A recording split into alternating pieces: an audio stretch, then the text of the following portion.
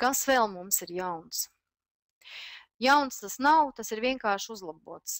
Tad, kad ir jākopē finanšu dokumenti, viss ir kārtībā, bet ja mums ir jākopē bloķēti, tā ātri nobloķēsim periodu.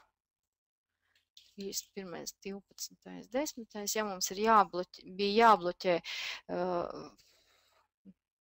nu jau galīgi aizrunājoši čērsām, bija jākopē bloķēti noliktavas dokumenti, pareizāk sakot, noliktavas dokumenti bloķētā periodā,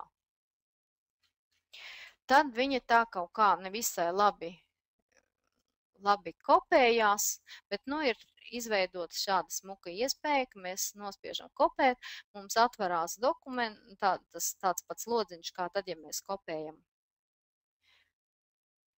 šīs dienas, teiksim tā, aktīvos dokumentus, mēs varam nokopēt, piemēram, iepirkšanas pavadzīmi, norādīt, kādu mums vajag datumu, izvēlēties, ja ir nepieciešams dokumenta numuru, ja mums nav dokumenta numuru, tad mēs ierakstam paši, jo iepirkšanas dokumentā mums nav nekāda noklasētie un spiežam pogu labi.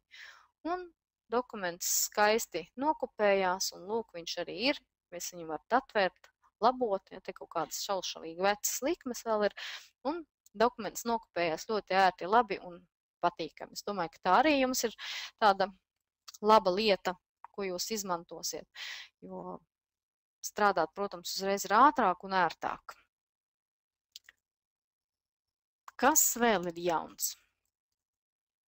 Vēl ir jauna tāda lieta, kā ir izveidota paroļu drošības konfigurēšana un pārbaude. Jūs paši visi zinat, kad mūsu dzīvē norit ar interneta starpniecību. Viss mums ir banka internetā, ieņēmuma dienests mums ir internetā, un jumis mums ir pa pusē internetā, un tātad, ja mums ir vairāk, ja mums dators ir pieslēgts internetam, viņš tur cauri diennakti darbojās, varbūt, jo zinu, ka ir kas neslēdz datoru pavisam ārā, lai mēs varētu aizsargāt paši savu informāciju, mums ir jāuzliek kārtīgas paroles. Un ar admin vajadzētu tā kā beidzot būt tas pienācis laiks, šo admin paroli tomēr neizmantot, vai izmantot tik viņu kaut kādās ļoti ārkārtas situācijās, lai gan arī ārkārtas situācijās var aizrakstīt uz atbalstu un pateikt, lūk, man ir ārkārtas situācija, lūdzu palīdziet, man ir pazaudējusies parola, kā es tagad varu attaisīt jumi vaļā. Tātad pie iestatījumiem ir tāda sadaļa tiesības, un šeit ir tāda sloks kā paroļu drošība. Paroļu drošība, kā noklusētā, ir iestatīta nekāda, ja? Jo tiem, kam joprojām ir admin, zina, ka tā nav nekāda drošība.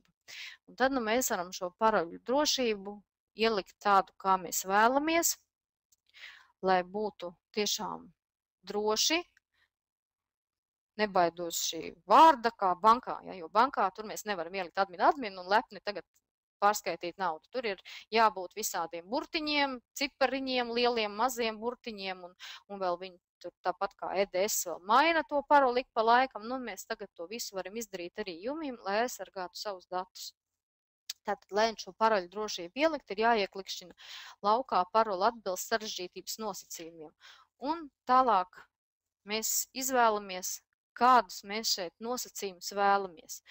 Tātad, minimālais paroles garums, un šeit ir 6 simboli, bet jūs varat ielikt paši, kādu jūs gribat, kaut vai 24, tikai tad rēķinieties, ka jums būs kā minimums jābūt tiem 24 simboliem. Ja? Tātad man ir 6, tas nozīmē, ka man ir jābūt kā minimums 6 burtiem vai 6 cipariem vai 6 punktiņiem, ja?